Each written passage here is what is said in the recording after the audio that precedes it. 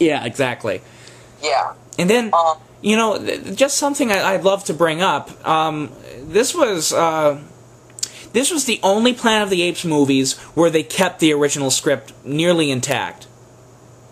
Until they butchered it for the MPAA. For the MPAA, but where they kept it intact. And... Because it was brilliant. Let's see the apes rise. Yeah, and you know what's funny? They actually filmed nearly the entire movie on the lot that Fox sold.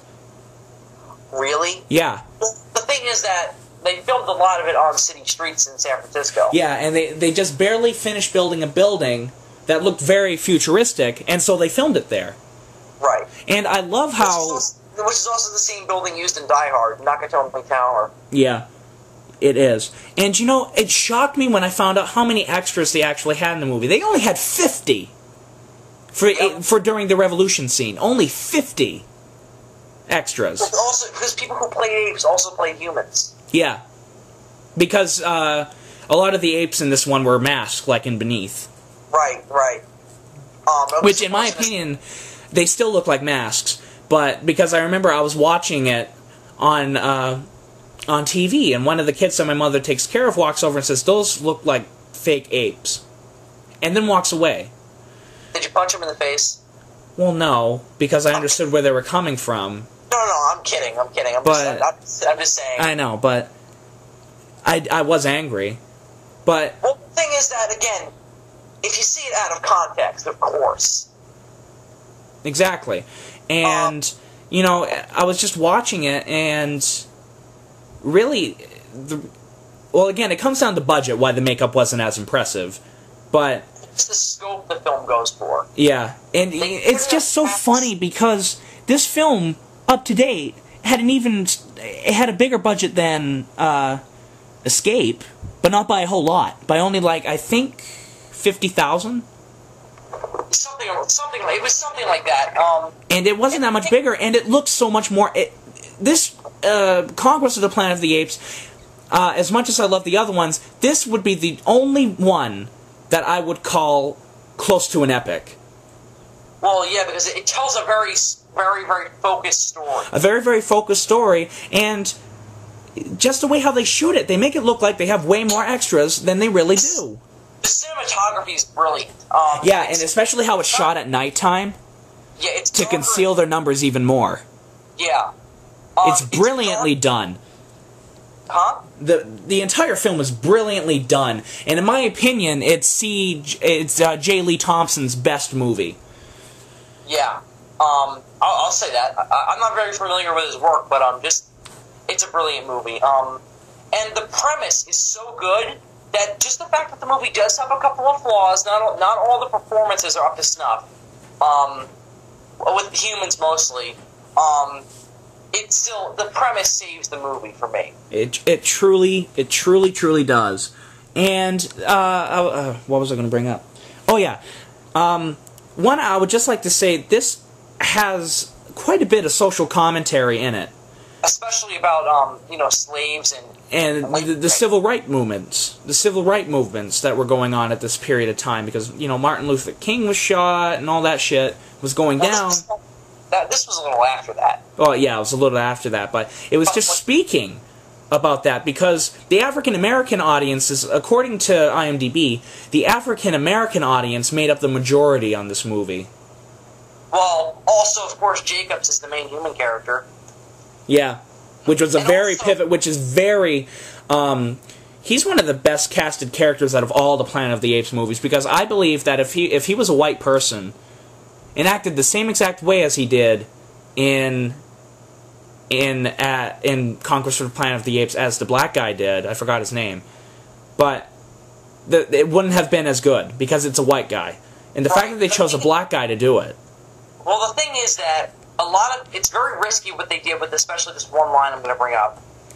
When he says, Caesar, what right do you have to take lives? And he goes, the slave's right to persecute, to punish his persecutors. And then McDonald just looks at him and goes, Caesar, I, descendant of slaves, tell you that this is wrong. I think that is one of the most riskiest lines in all of cinema. It really is. It's not really blatant, but kind of racist that they cast him just because he's black. And I'm sure that played a part in it, but it's just so important to the film's message. It's kind of like social commentary. Yeah, in Star Trek VI, one of the characters that leads that is really against the unification of the Federation and the Klingon Empire is black, and they did that on purpose too. Right. Yeah.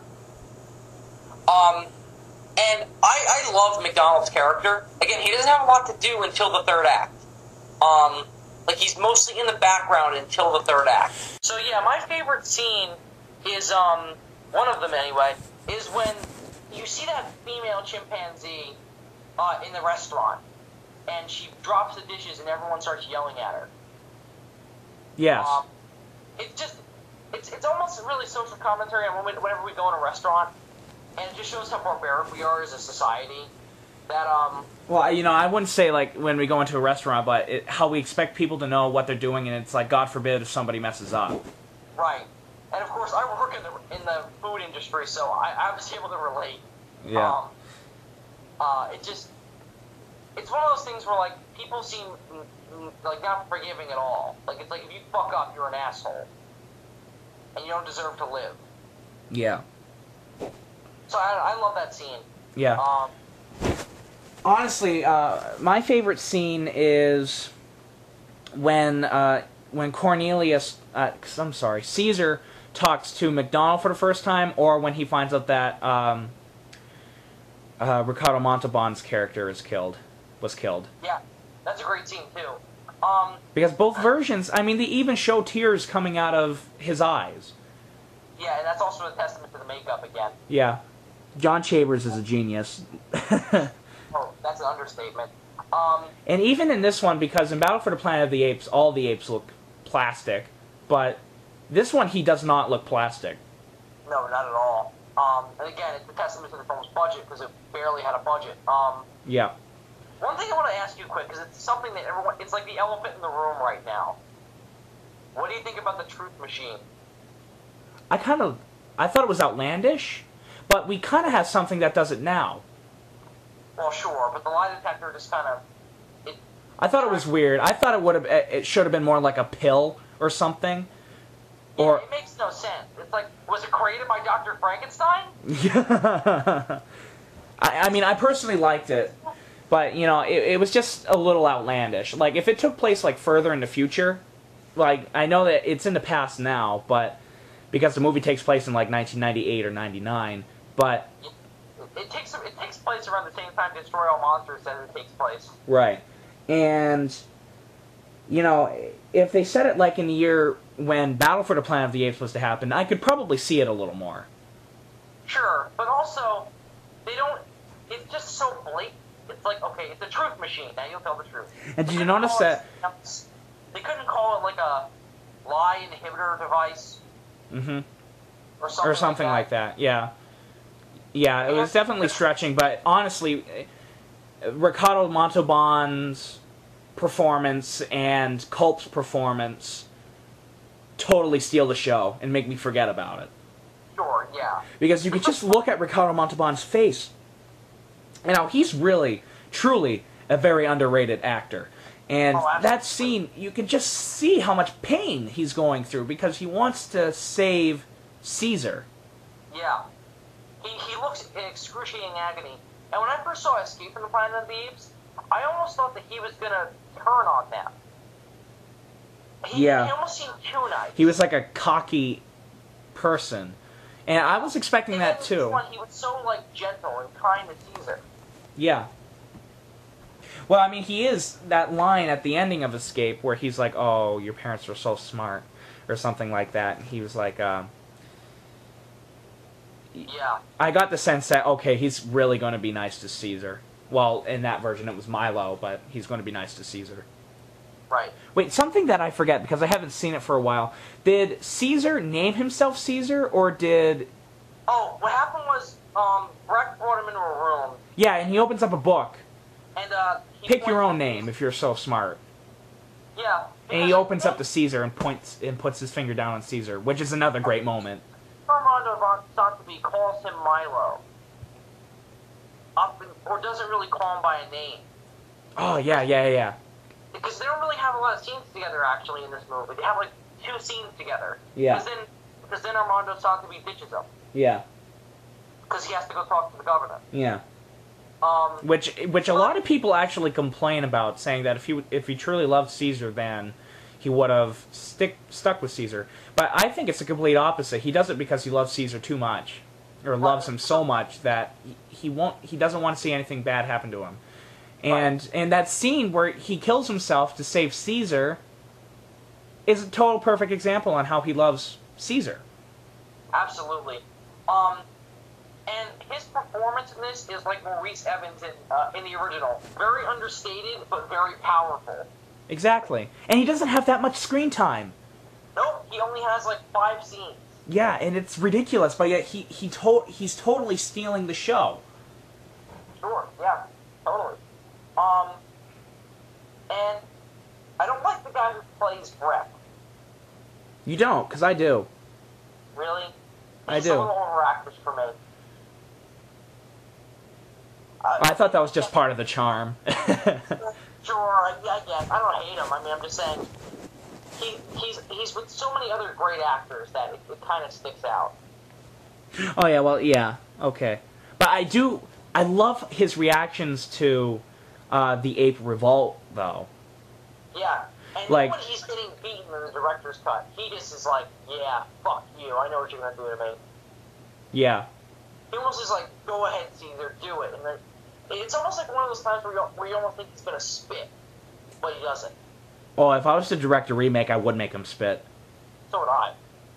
This is one of those movies that I don't think after Rise ever has to be remade again. Yeah. Rise of the Planet of the Apes wasn't as much as a remake as it was a reimagining. I know, but I'm just saying, because Rise of the Planet of the Apes, Conquest is its biggest piece of source material. It truly is, yeah. I mean, just the fact that it takes place in San Francisco, it takes place in the future, because it spans over the course of 20 years, I think. Right, it might be a little less than that, but it goes into the future. Yeah. Because it brings up the first manned expedition to Mars. Oh, and did you know that that's Taylor? Yeah. I pointed that out to my mom, and she flipped out. She was like, "Oh my God, you're right, that's Taylor," because it said they're lost in space. Yeah. I was like, "Oh, that's Taylor." They need to actually do a proper remake of the original now. Right. With setting that up. Okay, well, back to Conquest. Right, sorry about that. I think that this is the most appropriate time to bring up Rise, so that's why I brought it up. Yeah. Well, I just absolutely love. We need to really get into like some of the social commentary that movie has. Well, it's a lot about labor, slavery, and what gives these people the right to revolt. Now, I don't know about you, but I don't totally disagree with Caesar revolting. I don't think it's terrible. Oh, I didn't. No, I think that he had a perfectly good reason to. Yeah. The thing is what Caesar is. He's a spoiled brat in the world of apes. He was raised by a human who loved him truly. He speaks. He was raised in like this beautiful woods, which they also recreate in Rise of the Planet of the Apes. And he was free. I almost think that the apes kind of shun him at first because of his background. But the fact that immediately when he sees this problem, he does something about it, kind of redeems him to them. Exactly. He uses his knowledge. It's not like he just kind of is a spoiled brat. It's like, oh, I'm so poor me, I'm in labor. He's like, there's a problem here, and I need to fix it because I'm the only one who can. Right. And it makes Caesar out to be even more awesome than he already is. Right. And, in my opinion, they actually got some inspiration from other heroes, like such as Spartacus. Spartacus, before the Romans captured him, he was a pretty head honcho where he was. But then all of a sudden he was sold into slavery, and he led a revolution. It failed, of course. Right. But he led a revolution. And so that's how I looked at Caesar. Caesar was one of those classic stereotype heroes. But done well. Exactly. And this was a mostly successful revolution. Yeah. Mostly. There was some problems with it, of course. Mm-hmm.